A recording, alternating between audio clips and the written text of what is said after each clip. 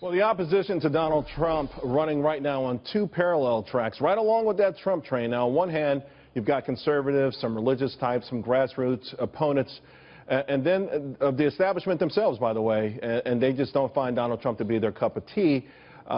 This morning, Lisa Boothe actually found herself trying to explain the difference. And if someone does not support Donald Trump, that doesn't make them part of the establishment. I have not indicated who I support, and I am not part of the establishment. I'm not working for anyone in the establishment. I'm not working for the RNC. I'm not working for anyone in leadership or anything like that.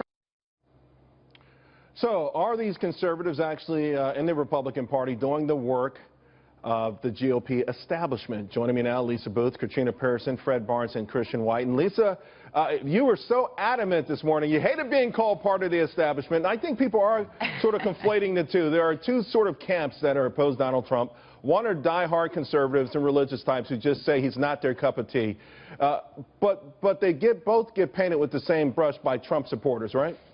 Right, and that's unfair. I mean, you just simply can't call anyone who has supported someone like Senator Ted Cruz part of the establishment. This is a guy who called Republican Majority Leader Mitch McConnell a liar on the Senate floor. This is someone who, worked to shut down the government to hold strong over Obamacare funding. So you just simply can't say that anyone who supported him is part of the establishment. And that was the point I was trying to make earlier. And also the point I was trying to make earlier is we do have this schism in the party, because the reality is, yes, Donald Trump is turning out unprecedented numbers, but there's still 2/3 of Republican primary voters that do not support him. Further, my objective in this is to call it like I see it. I'm not a paid spokesperson for a campaign. I don't want to be. I'm viewing this from an analytical standpoint and objectively. And so that was the point I was trying to make earlier.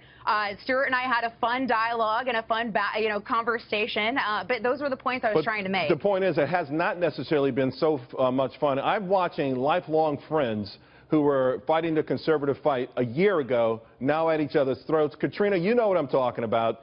I know exactly what you're talking about, to me, it is really, really nuts. Can someone say, hey, I'm a conservative, I'm very conservative, and Cruz is my man over Trump, without being attacked or demonized? Because at some point, Donald Trump's got to bring them all together. Well, let me just say this, because it does go both ways. I am a constitutional conservative. I helped Senator Ted Cruz get elected to the Senate, supported him 100%. But because I chose Donald Trump as my presidential candidate, Charles, I'm called the establishment. So this isn't just reserved for the people supporting Ted Cruz. I mean, we hear it all day, every day. Donald Trump isn't conservative enough, and if you're supporting him, you must be the establishment, because he is the establishment. Senator Cruz himself defines Donald Trump as establishment, which means everybody that supports him must be establishment. What we need to do here is take a few steps back and realize that Donald Trump and Ted Cruz are the two candidates who are beating the establishment, and acknowledge that even though we disagree on who we think should be the commander-in-chief, we should understand that as conservatives, we are winning. Well, Fred Barnes, to that point, the word schism was used earlier. The vitriolic nature of this campaign has sort of scorched the earth. If you're not from my guy, you are the enemy. So as a result, people are saying this is it. This is the disintegration of the GOP as we know it. Do you agree? Well, not yet. May happen, but I doubt we're on that path.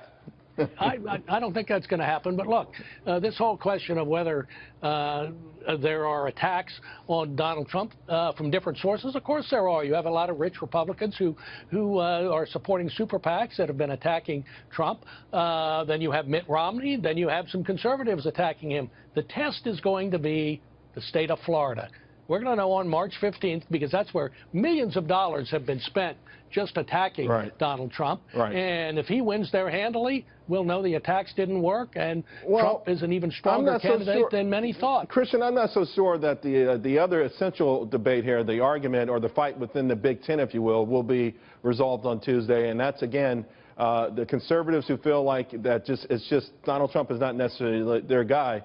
I would think at some point they have to be wooed back in. I don't know who does it, who extends the olive branch first, but I think you need that before November if Donald Trump is the nominee. I think so. I mean, Trump is not winning in Florida just because of super PAC money for or against.